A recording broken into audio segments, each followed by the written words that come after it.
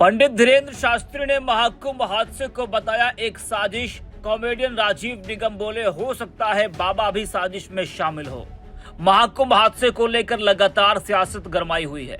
विपक्ष बीजेपी सरकार और प्रशासन पर जमकर हमलावर है।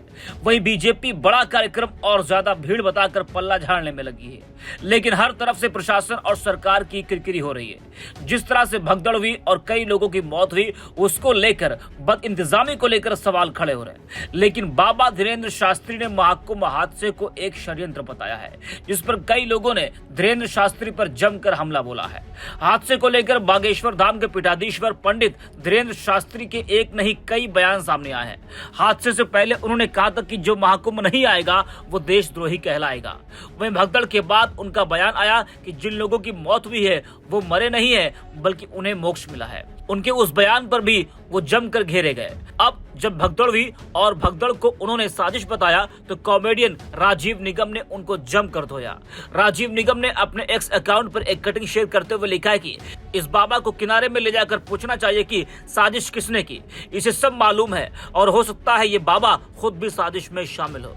तो कुछ इस तरह से राजीव निगम ने बाबा धीरेन्द्र शास्त्री पर हमला बोला और कहा कि जिस तरह से ये बाबा महाकुंभ हादसे को एक साजिश बता रहा है, हो सकता है ये बाबा भी साजिश में शामिल हो। इससे पहले लोक गायिका नेहा सिंह राठौर ने भी बाबा धीरेन्द्र शास्त्री पर जमकर हमला बोला था और उन पर एफआईआर दर्ज करने की भी मांग की थी। बता दें कि भगदड़ के बाद लगातार बाबा धीरेन्द्र शास्त्री के बयान सामने आ रहे हैं। धीरेन्द्र शास्त्री ने हादसों को साजिश बताया है। उन्होंने किसी का नाम नहीं लिया, पर कहा कुछ लोग चाहते कि ऐसा महापर्व खराब हो। उन्होंने कहा था कि इस घटना में भीड़ निश्चित रूप से एक कारण है, लेकिन इसमें साजिश का एक तत्व भी शामिल है, जिसका उद्देश्य छोटी छोटी घटनाओं को उजागर करके हिंदू धर्म की छवि को बिगाड़ना है। वही महाकुंभ में मची भगदड़ पर धीरेन्द्र शास्त्री ने कहा था कि जो गंगा किनारे मरेगा वो मोक्ष पाएगा। भगदड़ में कोई मरा नहीं है, उन्हें मोक्ष मिला है। उनके इस बयान पर भी कई लोगों ने उन पर जमकर हमला बोला था। शंकराचार्य स्वामी अविमुक्तेश्वर आनंद ने धीरेन्द्र शास्त्री की टिप्पणी पर पलटवार करते हुए कहा कि अगर वो तैयार हैं तो अभी धक्का मारकर उनका भी मोक्ष करवा दें। बता दें कि मौनी अमावस्या के दिन हुई भगदड़ को लेकर प्रदेश की योगी सरकार ने 3 सदस्यीय न्यायिक जांच गठित कर दी है और टीम भी घटनास्थल पर पहुंचकर हादसे की जांच में जुट गई है।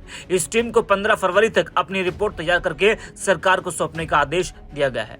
आयोग के सदस्यों ने संगम नोज स्थित घटनास्थल का दौरा किया। इस पैनल की अध्यक्षता इलाहाबाद उच्च न्यायालय के सेवानिवृत्त न्यायाधीश हर्ष कुमार कर रहे हैं। इसमें पूर्व पुलिस महानिदेशक डीजीपी वीके गुप्ता और सेवानिवृत्त आईएएस अधिकारी डीके सिंह शामिल हैं। बता दें कि भगदड़ के बाद लगातार योगी सरकार घिरती हुई दिख रही है। विपक्ष के तमाम दलों के नेता उन पर जमकर हमलावर हैं। लाशों को आंकड़ा छिपाने का भी सरकार पर आरोप है। वहीं सपा अध्यक्ष अखिलेश यादव ने कहा, भाजपा सरकार अपनी नाकामी छुपा रही है। भगदड़ में जान गंवाने वालों की सही संख्या नहीं बता रही है।